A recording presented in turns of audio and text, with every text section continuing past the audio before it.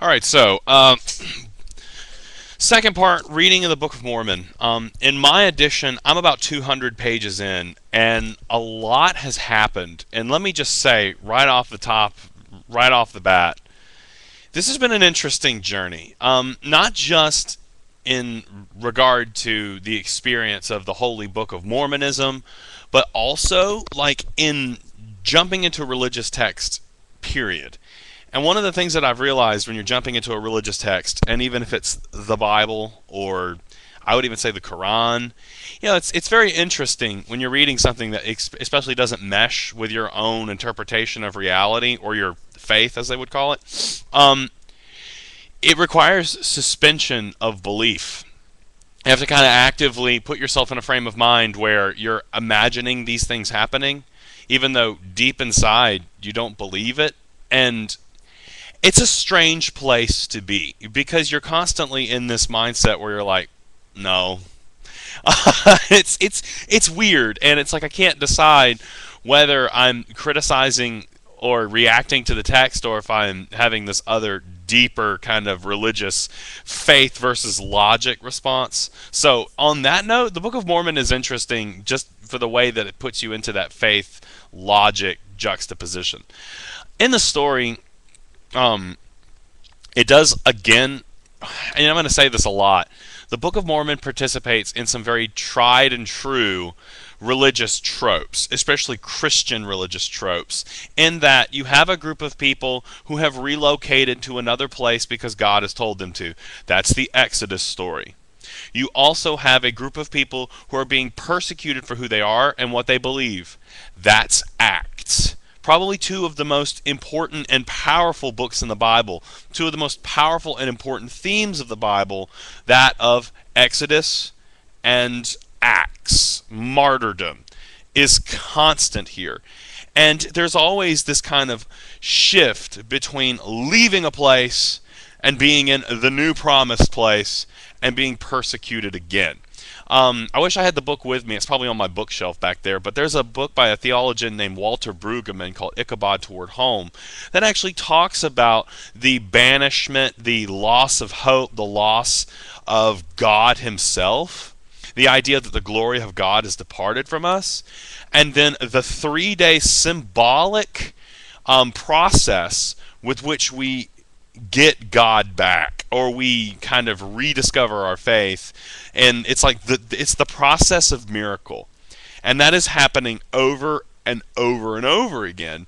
And what's weird is that process plays itself out over and over in the Bible. The Bible actually shows us that happening over and over and over again anyway. So I was really hoping for some drastic new themes to emerge from the Book of Mormon. I was hoping for something like so radically different that I was going to just be overwhelmed by it. 200 pages in, not really. It's very much a rehash of themes that I have seen before. It's just not radically different. So just quick summary of where I am in the story. Nephi, Lehi, they've arrived in America. They're well, not America. It's actually kind of like outside of Mexico in South America. I actually just looked up the geography of it, which is interesting in its own right. They've arrived there about 100 years, maybe not 100, a couple hundred years past. And what's happened is that the descendants of Nephi/Lehi have built several kind of civilizations, and of course, this is religion. So brothers hate each other. That's just kind of one of the most popular themes in religion, that if you have a brother, you're screwed. I don't understand why that theme is so prevalent. The brother of Isaac was Ishmael. Ishmael was blessed of God, and Ishmael's descendants became what we would call the Arab world and is the genesis for Islam. Now, yeah, that worked out really well. They all worship the same God, but we just have different ideas about who that God is. Well, the same thing seems to have happened here. Nephi was chosen of God, blessed of God. He had the natural leadership qualities. Well, his brothers hated him for this and just were so jealous and would get so upset and rebel, and just they just weren't good dudes, right?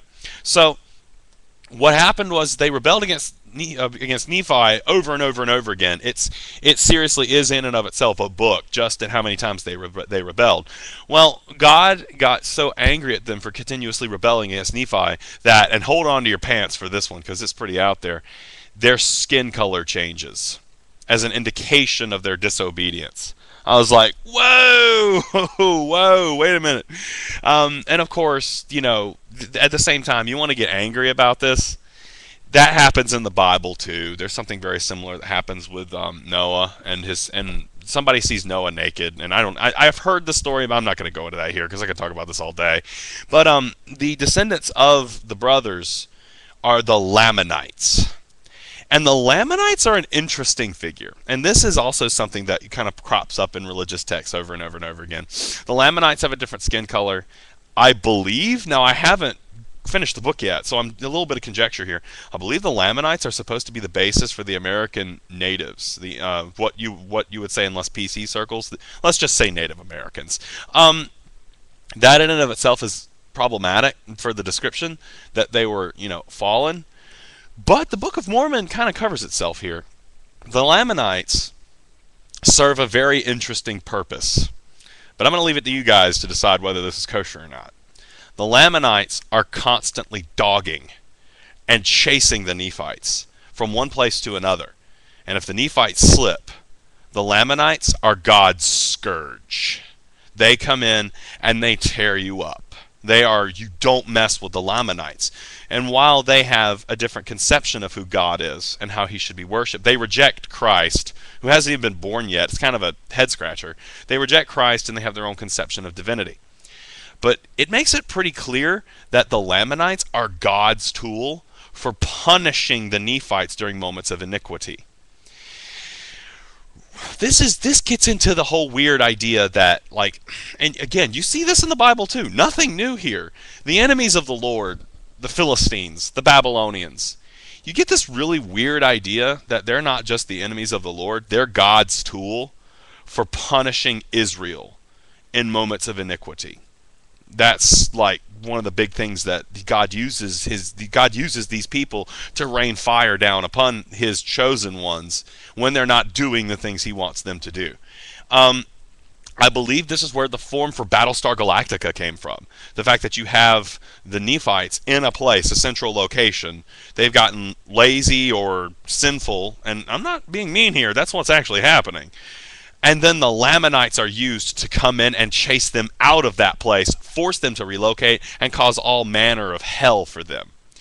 Same thing happens in Battlestar Galactica. You have the colonies, they've kind of fallen out of favor, and the Cylons are being used to come and dog them. Now, this is constantly happening, and there's a lot of interesting stories here, but the one that I'm in right now, and I'm just kind of getting to the end of the story arc, is the story of King Noah, which the names just seem like so forcibly biblical. I mean, you don't see very many original names here.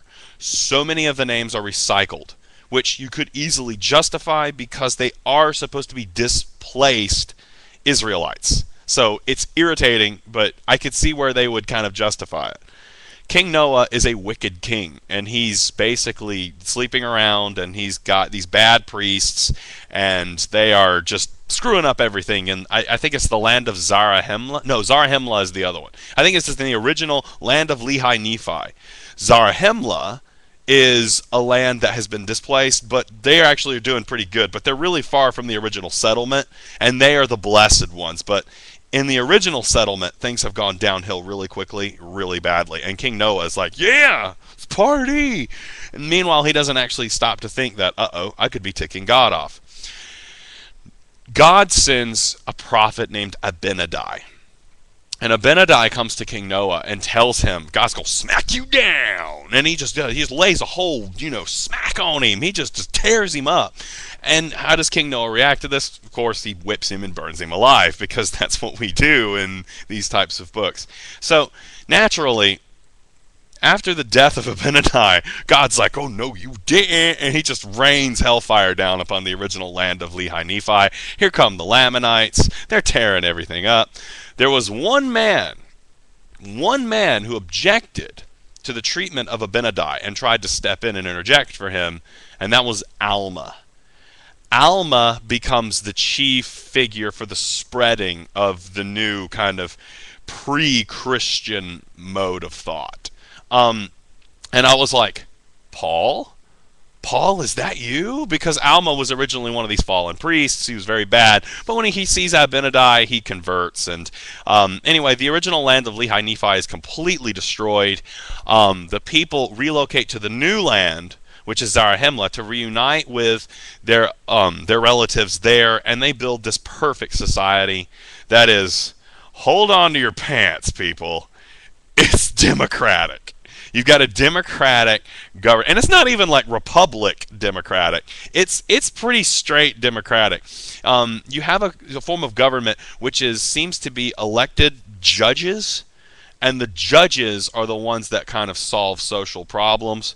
But most of the decisions of the land is given to the people, and the king, King Benjamin, lays down his authority and doesn't pass it on to his children, instead giving it to this new democratic form of government. And I was like, okay, I'm good with this.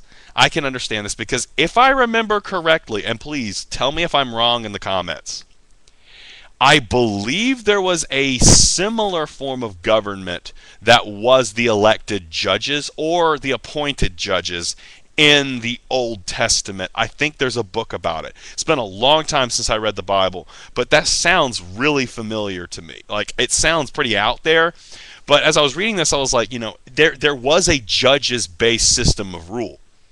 So I was like, all right, I'm with you. And then King Benjamin gets up and starts talking about the land of liberty. That was a little much for me. Let me explain why. And at some point, I knew, as I was reading the Book of Mormon, that I was going to have to do this. And again, I'm not criticizing the Mormon religion. I'm just looking at the historical context at which point this book could have been written. The Book of Mormon was discovered, supposedly, during a time period of American history where you had a lot of ideological forces that thought America was the new land of God. It was kind of American exceptionalism, but even more energetic. The idea that America is the new heaven, that America is God's chosen people. And what's weird about this is the Book of Mormon is falling into that political basis that was pre-Civil War. I believe it was pre-Civil War. If I'm wrong, feel free to trash me in the comments. But the Civil War blew this idea completely apart. The Civil War was so awful that no one could conceive of America as the new heaven anymore, because we defiled it with our conflict. So it's really hard not to look at the Book of Mormon as a text that was written in its time. I mean, when Joseph Smith was alive, because politically it's so beautiful in that American exceptionalist context. By putting the true church in America, even when Israel was in its state of apostasy, when they were out and they were banished, it's just too convenient. It reads like an American propaganda piece when you've got a king that's supposed to be in a pre-Christian, pre-Christ era, talking about America as the land of liberty. I was like, it's really hard not to think of this book as something that was written in that time period. So I had to throw that out there. Anyway, that's part 2. I need to go check my facts and make sure the Book of Mormon was actually discovered before the Civil War. Because if that's true, that's even better. I mean, because if it was discovered before the damage the Civil War did to American exceptionalism, that's actually, in my opinion, that's fascinating. If it's after, it still kind of participates in that tradition, but that could explain why the book is so dark, and why because there's a lot of suffering in this book. The children of Nephi are constantly being hunted.